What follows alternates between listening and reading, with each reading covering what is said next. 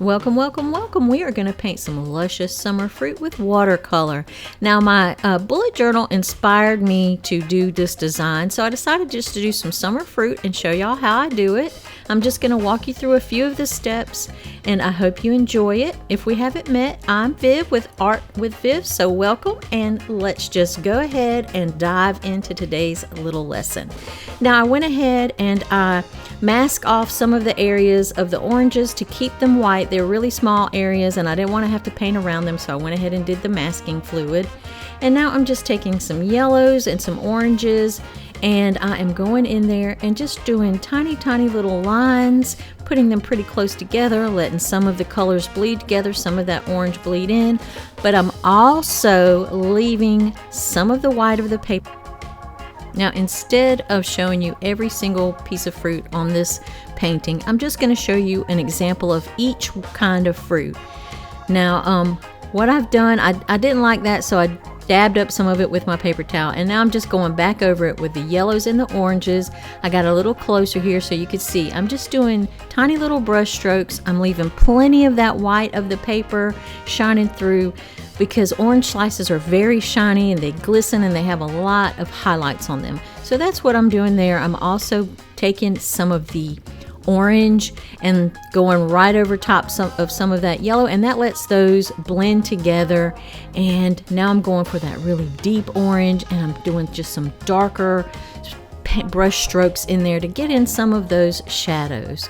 And I'm just going to work my way around the orange slice doing that same thing. It's not a hard technique. Just remember, do short, tiny strokes, let them touch in some places, let the white of the paper shine through in some of the places. What I mean by that is, don't paint the whole entire surface of the paper. Let some of that paper not have paint on it. Let it be white. And then come back in and go over that with some mid-tone medium orange. Let that blend. And then come in with some darker orange. And again, it's just tiny little brush strokes. I've got a number 2 brush here. It's got a fine point on it. And I'm just trying to mimic the texture of an orange slice. So we're just going to keep doing the same technique. I'm going to let you watch just for a second. Just keep in mind that you are going to want to let the white of the paper shine through. You're going to want to let some of those brush marks touch in just random spots, overlap a few, let those do it while it's still wet, let it all blend in, and you'll have a really nice, somewhat realistic look when you're finished. And we're going for more realistic, but not perfect realism. Now, around that rind, where the rind of the oranges, I'm taking the deepest color orange I have, and I'm doing just painting a little line, and then I'm just going to take some clean water, dip my brush in clean water, and I'm going to blend that line out. I do not want to paint all of that white, because you know oranges have that white layer of pith, and we want to leave that white, so I just want to blend from darker to lighter on that rind. And now I'm going to go ahead and show you how I do the round one. I'm going to do 2 of the oranges, and then it's just going to be 1 of each of the other fruits, maybe a couple of blueberries, because there's more than 1 blueberry. But I'm not going to paint every single slice of fruit on here. It would just be a 2-hour video, and nobody wants to watch a 2-hour video. Well, they might, but I don't want to edit it. I'm just going to be honest. Do not want to edit a 2-hour video. So here we go. We're doing the same exact technique. We are using that really pale yellow, then mid-tone orange, and then a little darker orange. We're just doing little brush strokes in there. We're letting some of them touch in some places. We're letting them bleed into each other in some of the places, and just doing a really random. But just make sure that you have all your brush strokes going in the same direction. We're not doing crisscross brush strokes. We're doing them all in the same direction. And the biggest thing is, let some of that paper remain unpainted. Leave that white showing through. And I'm working pretty quickly. Oh, I didn't tell you, I am using hot pressed watercolor paper. It's 140-pound hot pressed watercolor paper. I don't normally use hot press because it has that smooth surface, but I thought for this it might work really pretty well, and I think it does. So that's one thing that I'm doing different that I normally don't do. I am using a different type of paper. Well, it's still arches or however you want to pronounce it. It's just hot pressed instead of cold pressed. That cold pressed is a little bit rougher on the surface, and I wanted a more smooth finish. So I'm working my way around. Again, I have mask off those tiny little sections. It looks like a little wagon wheel with masking fluid, and let it dry before I did this because I didn't want to have to be so careful to paint around those little white sections of the orange. So I went ahead and masked those off to make my life a little bit easier, and I suggest you do too. Or if you don't want to, you can come back with like a white gouache and paint those strips back in if you accidentally painted over them. But I just did it with the masking fluid. And again, we're just doing tiny strokes. We're doing them all in the same direction. We're leaving a little bit of the white showing through. We're letting the yellow, the mid-tone orange, and the deep orange mix together in some spots. And really, it is simple as that. There's just not a lot to this orange technique. It's just a bunch of tiny little strokes. And anybody can do it. It is time consuming. I'll give you that. It's time consuming. Now I'm taking that deepest orange, I'm going around that outer rind, I'm taking a little bit of clean water, blending it out. I want the darkest paint at the edge, and I want it to sort of fade into the white. And that is why I am taking a little bit of clean water and just blending it toward the orange, into the actual pulp of the orange. But I am leaving a little bit of that white space because it has the white pith. There we go. We've got them all done. Look at that. The magic of video. So now I've mixed up a nice, deep, sort of juicy red. And I've mixed a couple of colors in there. And I'm going to do the strawberry. I'm doing a little bit of dark colors first, just some dots to get it started. Then I'm going to add my yellow. Now make sure that the orange underneath this strawberry is completely dry, because you don't want your red bleeding into your orange, the red of your strawberry. You want that to stay separate. So make sure that that orange slice is dry before you start painting your strawberry. And I am just adding a mix of reds here on top with the yellow. I'm letting it blend wet and wet. So that yellow is still wet as I'm applying this red, and you can see how it's blending to make sort of a deep reddish orange. It's really pretty, in my opinion. I really like this color. It looks like something I want to eat. It almost reminds me of a popsicle. I love me some popsicles in the doggone summertime. But the color, that's what it reminds me of, those red popsicles.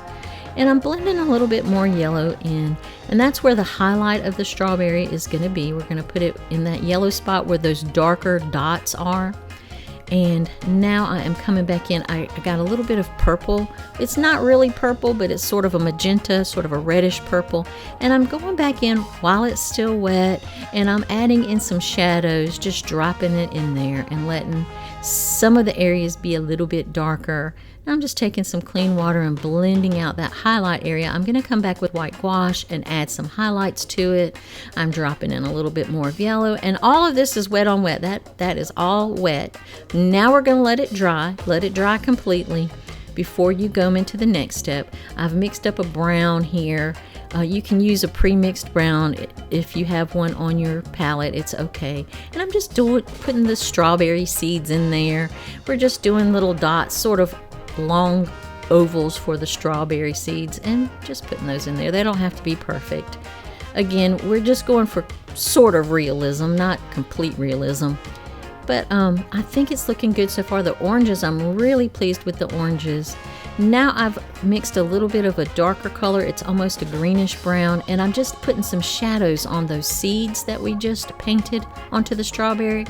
Again, make sure that the red part of the strawberry is completely dry before you do that step. You don't want your browns running into your reds. It'll look ugly. Now I've got some white gouache on my palette, and I'm doing a little bit of highlights around, sort of little curvy commas around where the pits, you know, the seeds of the strawberry are a little bit sunken into the skin, so the skin around them is raised. So I'm doing little white highlights to sort of indicate that raised area, and also for my highlight. And I'm just putting a few little commas. That's what the little strokes look like, tiny little commas on one side of the seeds, just to act as a highlight and sort of give it that illusion that the skin is a little bit raised around those seeds. I'm just blending my white gouache in this highlighted area, and I may come back and just dab my brush into some of that red. Yes, that's what I've done, and because I don't want that solid white, I want it to be actually a really pale pink highlight. So I'm dropping in just a teeny bit of pink while that white gouache is still wet, letting that bleed and blend together. I really like the way it looks, and I'm pretty pleased with my strawberry too. As you see, I already did the undercoats of the other strawberries. Like I said, I'm not going to show you every single slice, so we're just going to go over this one strawberry, and then you're painting others on your own. Now I have got some yellow green. Make sure again that the red of the strawberry is completely dry before you start this. It was already dry. We only did the seeds, so I don't have to worry about bleeding into the seeds with this. I took some really bright yellow green, then I'm taking, I think it's a sap green. While that bright yellow green is still wet, I'm dropping it in there where I think some shadows might be. Again, I don't even have a reference photo for this. I just made it up. I just drew these on here literally and made it up out of my head, so I don't even have a reference photo that I can say, look at your reference photo.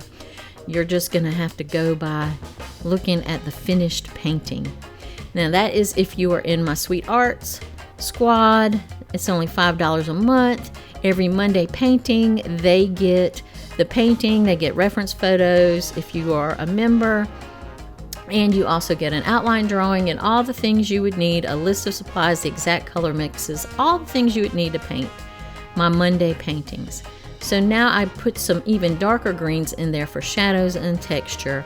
Once I got that in there, I'm switching over. As you can see now on the palette, I got that sort of magenta purpley color, mixed it with a little bit of the red that I used for the strawberry, and that is going to be my darker shadow color. And I am just adding that to where I think the strawberry will have some shadows. Again, I don't have a reference. This is completely out of, straight out of my head. So that's probably why it doesn't look hyper realistic, because I'm really just going on a wing and a prayer. That's sometimes how I paint. I just wing it and hope for the best. And it's really about the process for me. I really enjoy the process of painting. The results, if they're good, hey, that's icing on the cake. If they are not that good, then I've learned something and it's still a good experience, and I have not wasted my time. As long as you learn something, as long as you push yourself just a little bit, it's never wasted time. Plus, it's really good for your brain. It calms your brain down. Painting, I suggest painting for anybody that needs to calm their brain, and my brain goes at 100 miles an hour all the time. So now I've got this watermelon slice, and I am wetting it with some clean water, the whole thing. And I've got more of a pinkish red that I've mixed, and I'm not going to paint the whole thing solid. I am just dropping in some of that pink right there and letting it just sort of blend into that clean water, leaving some of those spots white. If you look at a slice of watermelon, you'll see like some white fibers in there, some white texture and patterns. So I'm just trying to go for that. And while it's still wet, I'm taking a little bit more of a red with that pink and dropping it into some spots. And that really makes it more marbled or more mottled. I really like the look. Now I picked up a little bit down the side of the color and wiped it off onto my kitchen towel there. And that is because we're going to make this one look like it's on its edge. I took a really deep green for the rind, and then I took that yellow green and I blended it up. Then you're going to let that dry. Let it dry completely, and here we go. It is dry, and you see I've done the other slice of watermelon at the top in the same exact way. Now I've got that brown that I used for my strawberry seeds. My strawberry seeds, to be honest, might be just a tiny bit big. It's okay. I'm still just going to go with it. And now I am doing my watermelon seeds. I'm trying to make them sort of long ovals or almost teardrop shapes. That's what they look like to me in the watermelon. And I've painted those on. Remember, I had let it dry, so this watermelon is completely dry. And I'm just painting in those little brown seeds. I'm going to come back with some white gouache while it's still wet because I want that gouache to sort of blend into those seeds. I don't want it to be a really bright highlight. I just want it to look a little bit lighter. The reason being that there's probably a little bit of film of watermelon flesh over those, so they're not going to be really bright and stand outish, but you know, you'll still be able to see them. So I don't want that to be a really bright highlight. Now I'm taking and I am just doing some scumbling. All I'm doing is tapping my brush with this darker pinkish red color, just tapping it. I'm letting some of that bottom color shine through. I'm not trying to paint or cover the entire surface. I want it to look mottled. So I'm just sort of going around, just dabbing here and there, those colors, letting some shine through. Now I'm just taking some of the white gouache. I'm just going crazy now. I'm just doing what I want to do. I'm just going to drop some of this white gouache in here and let it mix and mingle, and that'll look like those white fibers I was talking about before. So yeah, I really enjoy doing this watermelon. I may do a painting of nothing but watermelons soon. I don't know. I really enjoyed the watermelon. I like the technique. It was easy. Believe it or not, I've never painted a watermelon before. So this is my first time, and I'm just going with the flow. I'm trying to learn. I'm not getting too caught up in the actual results, and I'm just seeing how the process goes, and I'm learning from it. So the next time I do a watermelon, it will be even better. And I'm just adding a little bit more white in there, and that just adds two things. It looks like the texture of the fibers, and it is a little glistening highlight. You know, it's a wet, juicy slice of watermelon. So now I'm going to show you how to do the blueberries. We're going to let that watermelon dry, and all I've done is I've got a purple and a blue, and I put it out on my palette, and I am just going around this blueberry, and I've dipped my brush in some clean water, and I am just taking that where I painted around the edge, and I'm just blending it out to the center, but I'm leaving a little circle. That's going to be for the highlight. It's okay that it's not pure white. I don't really care. Like I said, I'm not trying to do ultra realistic, but I just wanted the highlight in there while it's still wet. I'm coming back in with just the tip of my brush, and I'm tapping in a little bit of that deeper blue and a little bit of that purple, and being mindful to leave part of it light where the light is shining on that blueberry. Now I'm doing just around the edge with a really concentrated bit of that deep blue. Now I'm just trying to pick up or lift off some of the color where that highlight is, and I'm just taking a clean damp brush, and I just lifted it off and wiped it on my kitchen towel, and then I took a little bit of white gouache and dropped that in there. Now I'm going to try a different technique. Since I did that one doing it straight onto dry paper, I'm going to do it onto wet. So I wet that whole little blueberry first with clean water, and now I'm just dropping some purple in there. I'm lifting some of it, wiping it off on my paper towel so that I can maintain that highlight, which I have lost for right now, but it's okay because it's still wet, and I can come back in there and lift it out. See, just like that, just lift it out, clean your brush, dry some of it off so it's not completely wet, and just lift off any pigment that's on there while it's still wet, of course. Now I've got my purple and blue mixed on there. I'm coming back in with some blue right where I want the shadow, where that orange is overlapping that berry. I want it to be particularly dark there, and I'm still trying to be mindful of that highlight. Now I'm coming in and adding more of that purple right in there. And my blueberry is not looking too round. I don't care. I'm just going to leave it. It's all right. Blueberries don't have to be round. This one might have got squished when I picked it. You don't know what happens when you pick your blueberries. I probably put it in my shirt. You know how you pull the tail of your shirt out and you put all your blueberries and blackberries down in the little cup of your shirt, and then it stains them, and your mama whoops you when you get home because you've been. I don't even know where we're going with this. But anyway, that's what I used to do, is I tuck all my blueberries and blackberries and whatever fruit I could find out in the woods when I was little and put it in there and stain my shirts and then eat it later. I'd bring it home, get me some sugar, and pile it on the berries and eat them. I used to love to do that. We had all kinds of wild fruit in our woods. So here we did the same thing. We wet it first. I dropped in the purple, dropped in the blue, wanted it darker near where the actual orange, layered over it. Now I'm just taking sort of a yellow green. We're going to paint these little leaf shapes that I have in here. And I have painted it first with the yellow green while it's still wet. I'm coming in with a darker sort of a sap green. You could use hooker's green. It's up to you. Whatever green you have. Just use a light one and a dark one and let them mix and mingle with that wet on wet technique. And I'm going to continue painting my leaves. Getting the leaves, and right where it kind of tucks under that orange slice, remember to make it a little bit darker there. You want it just a tiny bit darker there because you know that orange slice is going to be casting a shadow. So always think about your light and your dark and where the light is coming from, where possible shadows might be, especially if you're like me and you're just painting it out of your imagination. You don't have anything to really guide you. So that's what I did. Now I've let this whole thing completely dry, and I've mixed up a little bit of teal and a little bit of blue-green, and now I'm putting a little bit of white gouache in it because I want it to be a little thicker and I want it to be a little bit more opaque, and that is what we are going to paint the background with. Now I am not painting that blue all the way up to the fruit. I'm leaving a white border of dry paper around the fruit, the leaf, so it sort of has like a white border around it. I am not painting all the way up. I saw another artist do this, and that's why I'm trying it out. I want to see how it looks. I really loved her art. She does some beautiful work, and she does a lot of flowers, and they're just sort of wildflowers, and then she will paint right up to the edge, but she leaves a white border around all of her flowers and leaves from the background, and it looks so good to me. So I decided I would try that on here, and we're going to try it.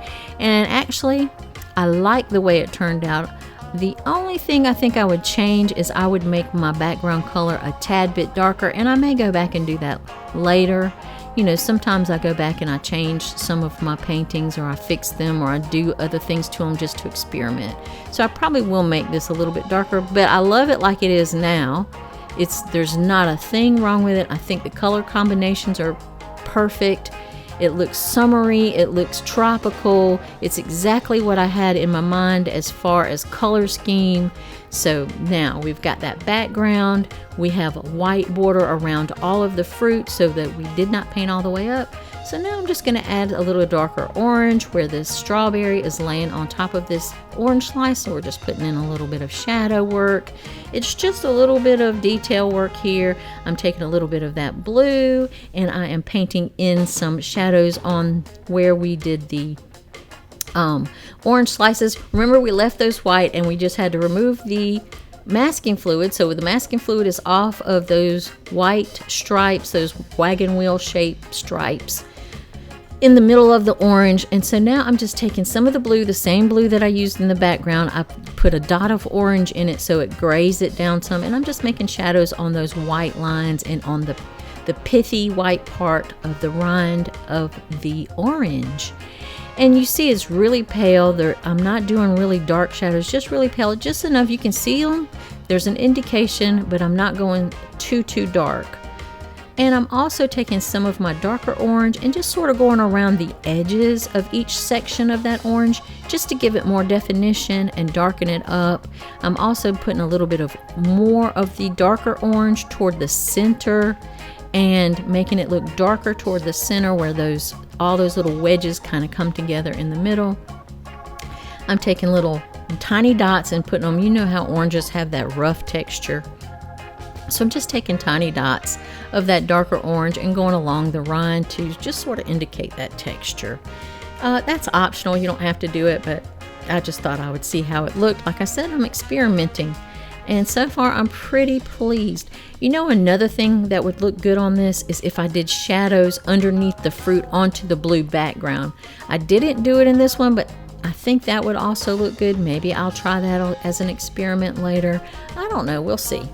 But right now, I just did some little dots on those orange rinds so that they have some texture to them. And now I'm just taking a little bit of the purple and blue mixture, and I am going to add a little bit of shadows to those blueberries in some of the spots. Like where this orange is overlapping this blueberry, I want it to be darker. I'm doing that straight onto dry paper, and then I'm wetting my brush with clean water, and I'm just blending that out toward the end of the blueberry. So again, right onto dry paper with that really dark purpley blue, and then rinse my brush and blend it out. It's easy peasy, lemon squeezy. All right, I'm just adding, while that's still a little bit wet, I'm just adding a little bit more darkness there. Just want to make that really stand out, that have that really deep shadow in there. I really enjoyed this one. It's really summery to me. I hope that you give it a try. I'm coming back in with some deeper reds and a little bit of that magenta mixed in to do a little bit of shadows around the strawberry where that orange was overlapping on the top. And I'm coming back to my blueberry shadow color, that deeper purpley blue, adding a little bit more shadows to some of the other blueberries, and that gives them a little bit more definition, and it actually makes them look a little bit more three-dimensional because there's more variation and contrast in the colors. It's not all one mid-tone. I've got some dark, I've got some medium, and I've got some light. Some different tones in there. I'm adding a little bit more darker green to the shadows on that strawberry cap. I'm just basically going around, just adding shadows, adding a little definition into some areas where I see it. This is really just the detail work. You could leave it just like it is without doing this, but I'm a fussy little thing, so I love to fuss with my artwork until it is over fussed sometimes. So I really like it. I think it has turned out well. I hope you give this a try. It is really easy. And I am still fussing. I see that I think I need in here some darker greens on these sets of leaves over here. Now I'm just dabbing up some of that blue. I'm going to darken some of the shadows on the white parts, those little white wagon wheels, that's what I'm calling them, the sections of the orange, just to give it a little bit more definition. And there, I think we just about got it. You can keep fussing or you can stop here. I think it's perfectly fine. I really love the way it came out. Thank you so much for watching. If you don't mind, give me a thumbs up, leave something in the comments, tell me what you want to see me paint next. If you know someone that would get something out of this, share it with a friend. And if I didn't ask already, which I think I just did, but I'm going to ask again. Sub up, man, sub up. All right, I will see you next Monday. Thanks for watching, guys.